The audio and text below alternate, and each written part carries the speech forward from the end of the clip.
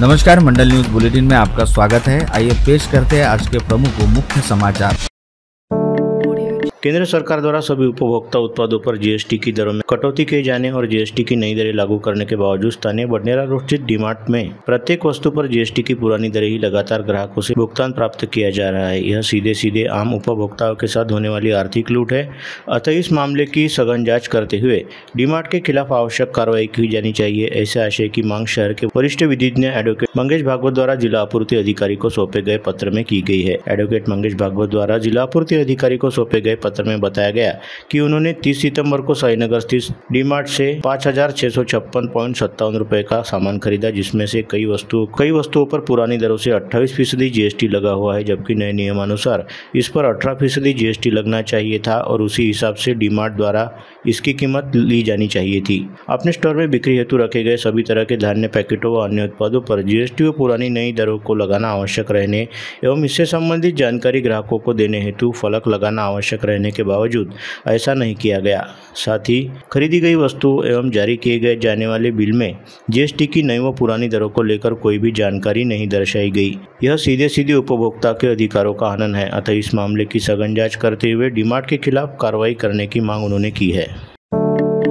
किसानों को केवल 1750 रुपये अनुदान देने के शासन के निर्णय का कड़ा विरोध करते हुए अपमानास्पद बताकर गुस्साए किसानों ने आज दोपहर चांदूर बाजार तहसील कार्यालय में तहसीलदार के टेबल पर पैसे उछाल दिए, जिससे वातावरण तंग हो गया था। किसानों ने थाली कटोरी लेकर प्रहार के नेतृत्व में आंदोलन किया। 50,000 रुपये प्रति हेक्टेयर मदद मांगी। पंजाब में सरकार ने ऐसी मदद मंजूर की है, महाराष्ट्र में भी ऐसी सहायता दिए जाने की मांग करते हुए किसानों ने कहा कि फसल 100% नष्ट हो गई है। देश के प्रधानमंत्री नरेंद्र मोदी के जन्मदिन 17 सितंबर से लेकर राष्ट्रपिता महात्मा गांधी की जयंती 2 अक्टूबर तक भारतीय जनता पार्टी पूरे भारत में सेवा पखवाड़ा मना रही है। इसी अंतर्गत भाजपा के अमरावती शहराध्यक्ष डॉक्टर नितिन धांडे के मार्गदर्शन में तथा भारतीय जनता युवा मोर्चा के शहराध्यक्ष विक्की शर्मा के नेतृत्व में भारतीय जनता युवा मोर्चा द्वारा नमो युवा रन नशा मुक्त भारत दौड़ मैराथन स्पर्धा का भव्य आयोजन किया गया। पुरुषों के लिए 5 किमी और महिलाओं के लिए 3 किलोमीटर की यह दौड़ प्रतियोगिता रखी गई थी। पुरुष एवं महिला दोनों वर्गों में विजेताओं को नगद पुरस्कार, प्रमाण पत्र और सम्मान पत्र प्रदान किए गए।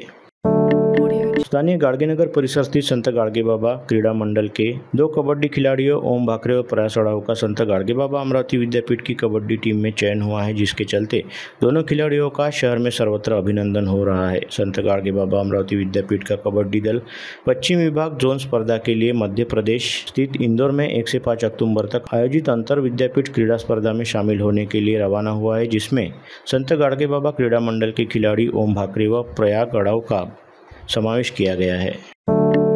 समीपस्थ लोणी पुलिस थाना क्षेत्र अंतर्गत बेलोरा गांव निवासी सुजल बंडू खंडारे यह मुखबधिर लड़का विगत 1 सप्ताह से लापता था, जिसकी गुमशुदगी को लेकर शिकायत मिलने के बाद लोणी पुलिस उसकी हर रोज सरगर्मी से तलाश कर रही थी। वही आज दोपहर बेलोरा के खेत परिसर के पास स्थित जंगल से सुजल खंडारे का शव बरामद हुआ। यह जानकारी सामने आते ही पूरे परिसर में अच्छा खासा हड़कंप व्याप्त हो गया है। समाचार लिखे जाने तक यह स्पष्ट नहीं हो पाया कि सुजल खंडारे की मौत कैसे हुई और उसकी मौत की वजह क्या थी। हालांकि शव की अवस्था को देखते हुए अनुमान लगाया जा रहा था कि सुजल की मौत हुए 4-5 दिन से अधिक समय बीत चुका है। बहरहाल लोनी पुलिस इस मामले की सरगर्मी से जांच कर रही है। संघ के कार्यक्रम में नहीं जाएगी कमलताई, स्पष्टीकरण जारी कर स्वास्थ्य कारणों का दिया हवाला। पूर्व लेडी गवर्नर प्राध्यापक कमलताई गवई ने आज एक स्पष्टीकरण जारी करने के साथ ही अपने स्वास्थ्य संबंधी कारणों का हवाला देते हुए साफ कर दिया है कि वे आगामी 5 अक्टूबर को अमरावती में राष्ट्रीय स्वयंसेवक संघ की ओर से आयोजित विजयदशमी उत्सव में शामिल नहीं होगी।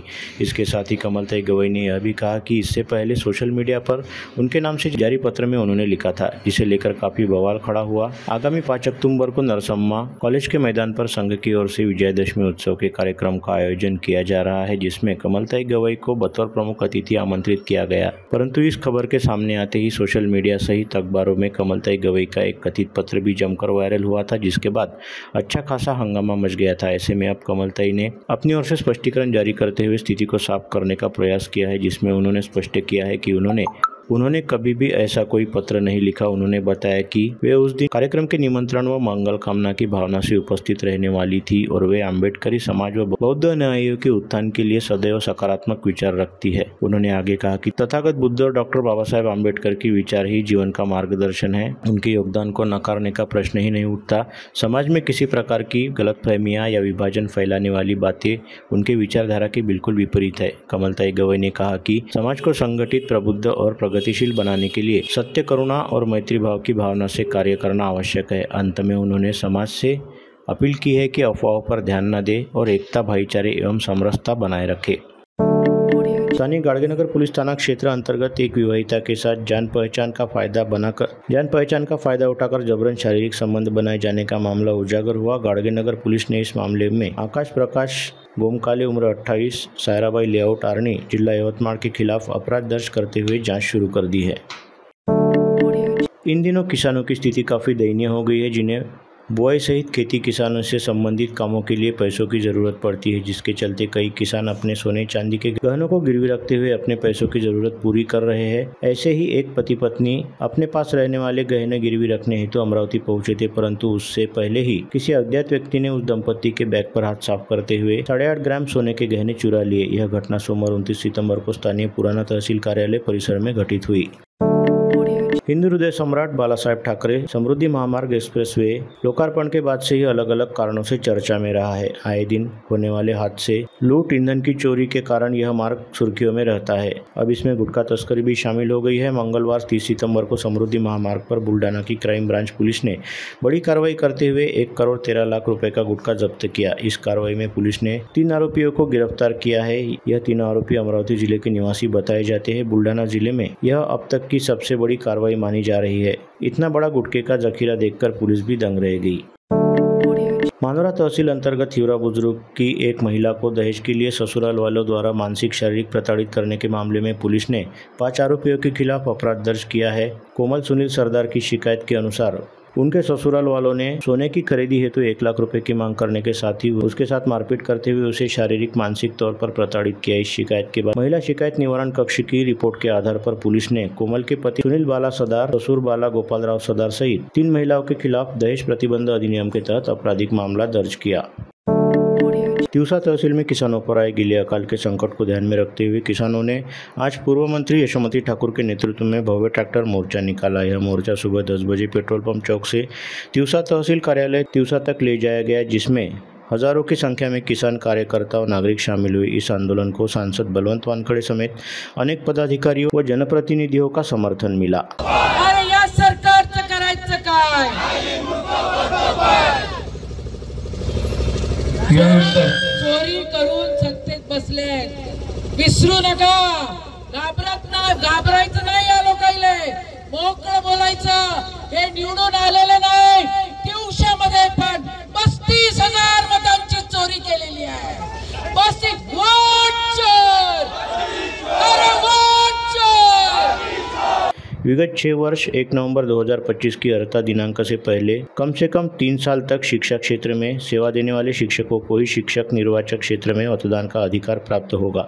साथ ही अंशकालीन शिक्षकों को इस चुनाव में मतदान हेतु पात्र नहीं माना जाएगा। पिछली बार की मतदाता सूची इस बार काम में नहीं आएगी। ऐसे में नए सिरे से शिक्षक मतदाताओं की सूची तैयार करने हेतु निर्वाचन आयोग ने 1 नवंबर 2025 की अर्हता दिनांक पर आधारित अमरावती शिक्षक विधान परिषद निर्वाचन क्षेत्र हेतु कार्यक्रम घोषित किया है, जिसके अनुसार 30 सितंबर से मतदाता पंजीयन कार्यक्रम को शुरू कर दिया गया है। इस आशय की जानकारी संभागीय राजस्व आयुक्त डॉक्टर श्वेता सिंघल ने मंगलवार 30 सितंबर को संभागीय आयुक्तालय में बुलाई गई पत्रवार्ता में दी। तंटा मुक्त गांव अभियान के बाद अब राजस्व विभाग द्वारा पुण्यश्लोक अहिल्या देवी होलकर राजस्व तंटा मुक्त गांव अभियान चलाया जा रहा है। आज 1 अक्टूबर से इस अभियान का प्रारंभ होगा, जो आगामी 31 मार्च तक चलेगा। इस अभियान के तहत 100% तंटा मुक्त होने वाले गाँवों की अच्छी खासी नगद रकम व पुरस्कार प्रदान किया जाएगा। ऐसी जानकारी जिलाधीश आशीष शेरेकर द्वारा दी गई। जिला प्रशासन द्वारा दी गई जानकारी के मुताबिक जिले में 841 ग्राम पंचायतें रहने के साथ ही 217 राजस्व गाँव है। जिले में इससे पहले महात्मा गांधी तंटा मुक्त गाँव अभियान चलाया गया, जिसे प्रतिसाद मिलने के बाद अब महायुति सरकार ने पुण्यश्लोक अहिल्या देवी होलकर की त्रिशताब्दी जयंती के उपलक्ष्य में राजस्व तंटा मुक्त अभियान चलाने का निर्णय लिया।